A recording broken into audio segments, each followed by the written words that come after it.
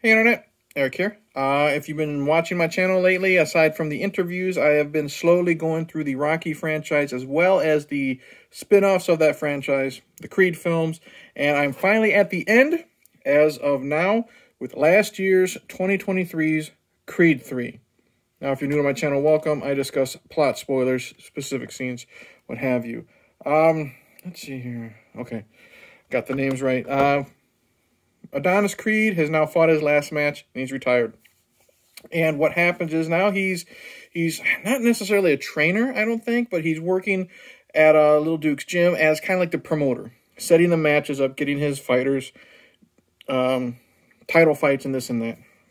Well, in pops his old friend, his old childhood friend, Damian.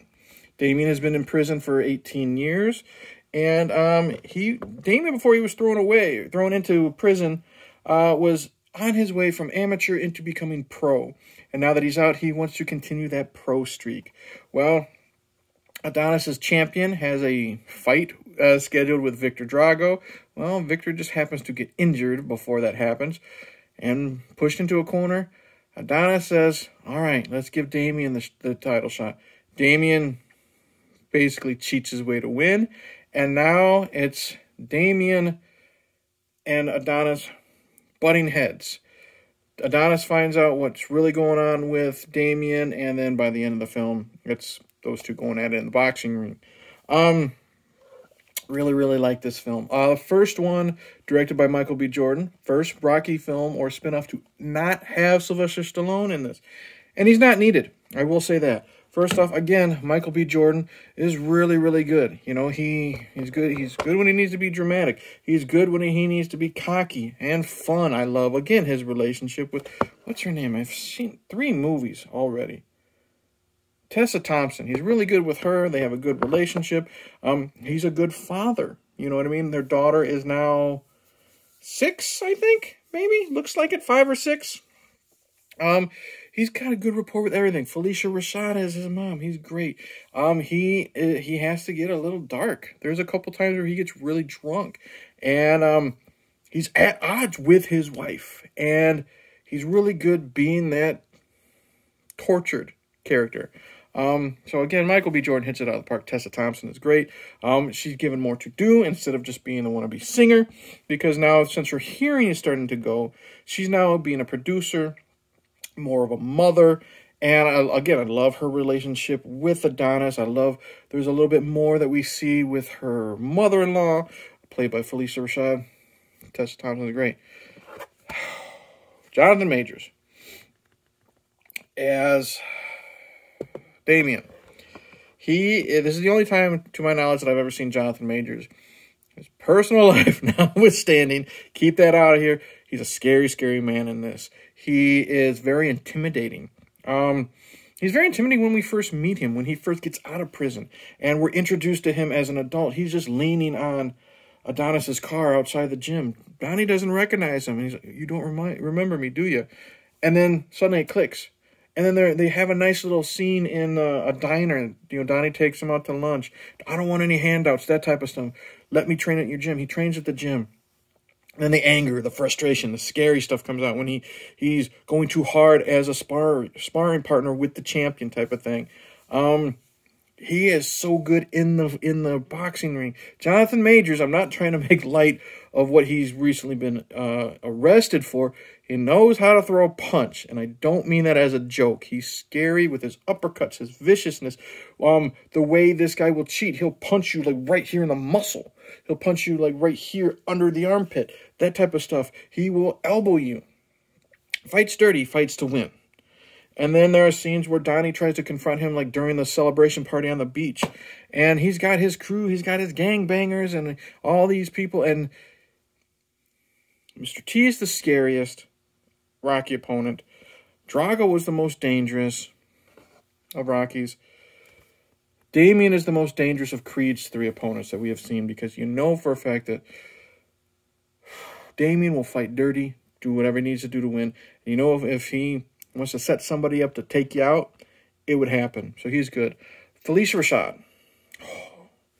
So good in this. She's in this, you know, sprinkled in here and there. I said there were spoilers in this video. There's a scene where she's already had a stroke before the film happens. And there's a scene where she has another one. And Donnie has to go basically tell her goodbye. And it's a tough watch. But it's such a good scene because of how heartbroken Donnie is. His mother's dying in front of him. And Michael B. Jordan, with the tears, it's not over dramatic. You buy it. You're feeling for this guy. But then Felicia Rashad, she's already won you over. She's got so much class, from the Cosby Show. Felicia Rashad has always been that classy actress. I already loved her in part 1 and part 2. With this scene where before she's taking her last breath, she's looking at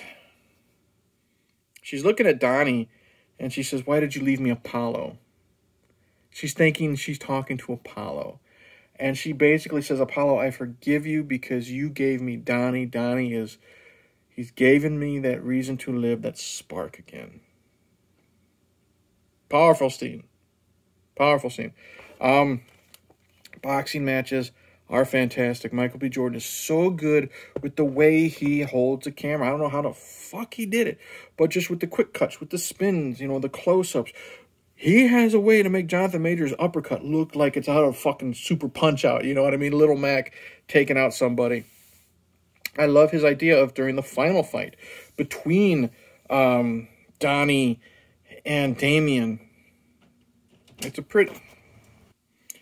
And we're back. Sorry about that. Anyways, what was I saying? Oh, during their final fight, I like how the first round isn't that intense, like in the final fight. And it's just these two guys going at it. But then suddenly when we get to round 2, it's Donnie and it's Damian, and they're fighting each other, and it's just an empty room. It's an empty arena. It's just them two, which shows how important this is to these guys. It's just them against each other. Nothing else matters. It's just these two going at it.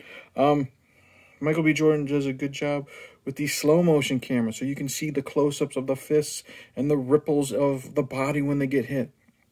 And it's a good showing of the passage of time in this final fight with this empty arena, because by the time that's over, it's now like round 12. And that's what I really like. And there are scenes where they're sitting in the corner. They're sitting in their respective corners looking at each other, and they see the child versions of themselves. Because we get a little bit of a backstory. We find out why Adonis was sent to prison. Not Adonis, why Damian was sent to prison. Adonis, they grew up in this homeless shelter together. Or, homeless shelter for troubled boys. And they found out that one of their father figures was horribly abusive. And after they got out, Donnie saw him on the street, beat the shit out of him. And I guess you'd say the house father's crew was going to beat up Donnie.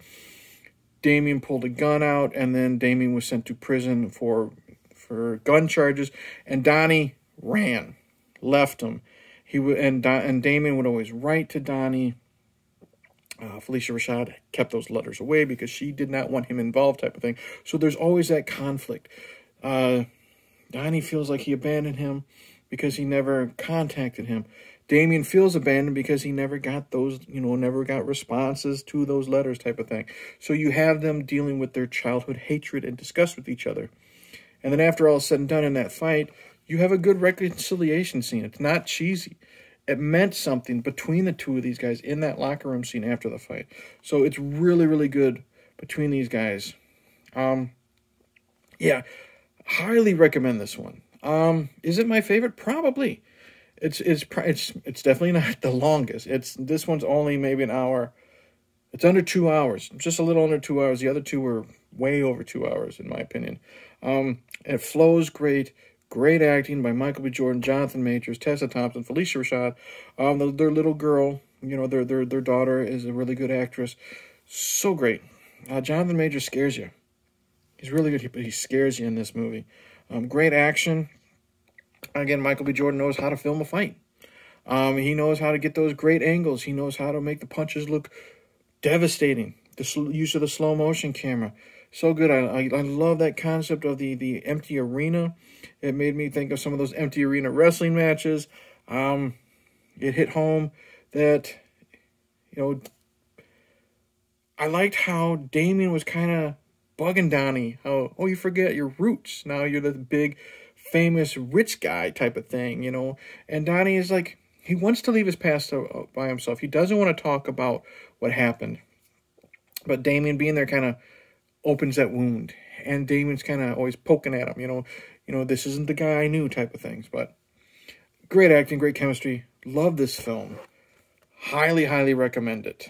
I know a lot of people don't want to support Jonathan Majors anymore because of what he's in trouble for. Rightfully so.